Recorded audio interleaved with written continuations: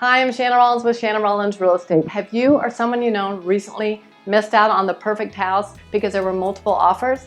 Well, if so, I've got some tips here to help you make your offer be the best one in order to win the multiple bid situation. The first is earnest deposit. Put down a really strong earnest deposit to show good faith you really want that house. If you're an FHA buyer, don't just put down $500. If you're an FHA buyer and you're going to have to get 3.5% down to get the house anyway, go ahead and put that down as your deposit. You're going to get credit for it at closing anyway. If you're a VA buyer and you're going to get 100% financing, still put down a strong deposit because you're going to get it back at closing anyway.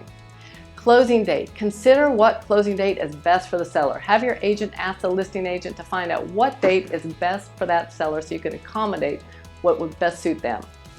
Closing costs. Do not ask the seller to pay your closing costs unless you absolutely need it. And if you do, consider bumping up the price to cover the closing costs.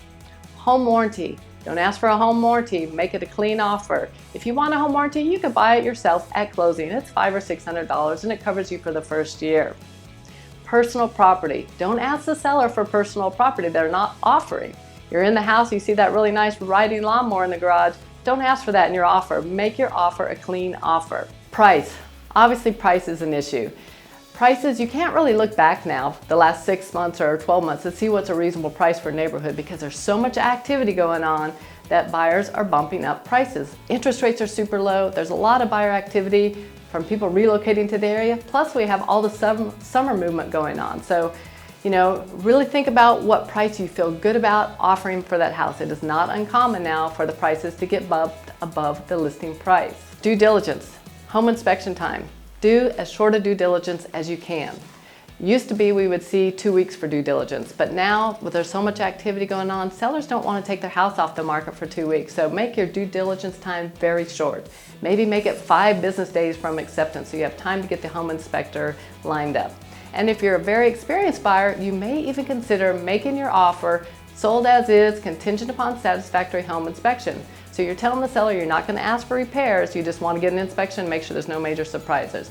Or if you're a very experienced buyer, you feel comfortable about the price and you're used to doing repairs yourself and you've crawled around the house, you may even make your offer just sold as is. That is an option as well.